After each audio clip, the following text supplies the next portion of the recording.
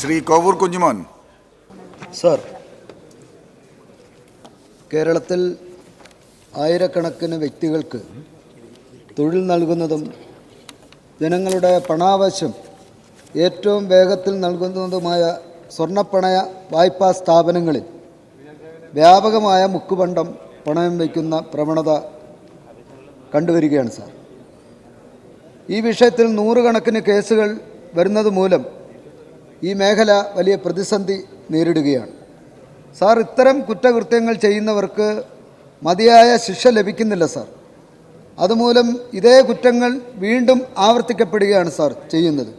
Sir, 1958 Kerala മണി lending ആക്ടിലെ 18B വകുപ്പ് ഭേദഗതി ചെയ്ത് ഇത്തരക്കാർക്കെതിരെ നല്ല ശിക്ഷ ലഭിക്കുന്നതിനുള്ള, കടുത്ത ശിക്ഷ ലഭിക്കുന്നതിനുള്ള നടപടി ഉണ്ടാകണം സാർ.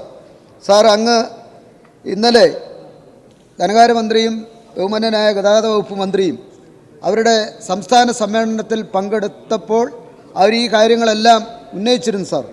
ഇത് കേരളത്തിൽ മുക്കുപണ്ടം പണയം വെക്കുന്ന സ്ഥിതി ധാരാളമായി കണ്ടു സാർ. അപ്രൈസറുണ്ട്, പക്ഷേ ഒരു വള കൊണ്ടുവന്ന് വെച്ചാൽ ആ വള കട്ട് ചെയ്ത് നോക്കാനുള്ള അധികാരം അവർക്കില്ല. അതുകൊണ്ടാണ് സാർ കേരളത്തിൽ വ്യാപകമായി ഇത്തരം ക്രമക്കേടുകൾ കണ്ടുവരുന്നത്.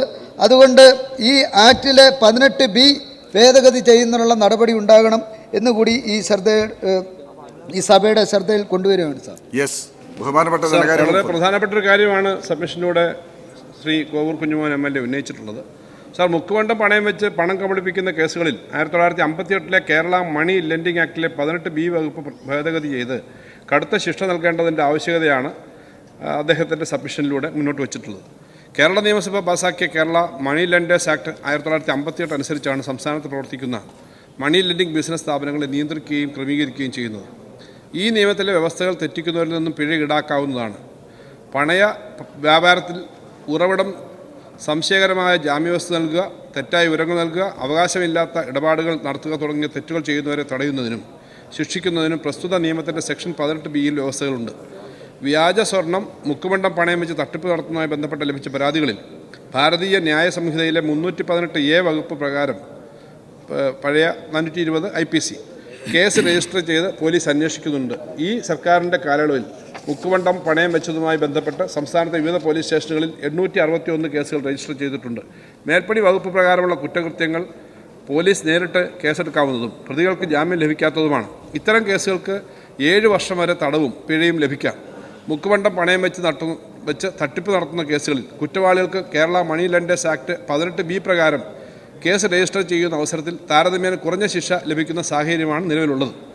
Kerala money lenders act 1958 18B വകുപ്പ് ഭേദഗതി വരുത്തുന്നത് കുറ്റവാളികളുടെ ശിക്ഷാ നടപടികൾ വർദ്ധിപ്പിക്കുന്നതിന് സഹായകരമാകുമെന്നാണ് സർക്കാർ കരുതുന്നത്.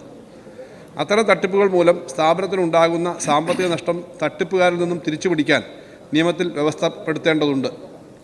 തട്ടിപ്പ് നടത്തുന്നവരുടെ സ്ഥാപന ജംഗമ വസ്തുക്കളടക്കം കണ്ടുകെട്ടി കടം തിരിച്ചുപിടിക്കുന്ന അടക്കമുള്ള വ്യവസ്ഥകൾ 18B വകുപ്പിൽ കൊണ്ടുവരണമെന്നത് ഉൾപ്പെടെയുള്ള നിർദ്ദേശങ്ങൾ പരിശോധിച്ച് ഉചിതമായ തീരുമാനം സർക്കാർ കൈക്കൊള്ളുന്നതാണ്.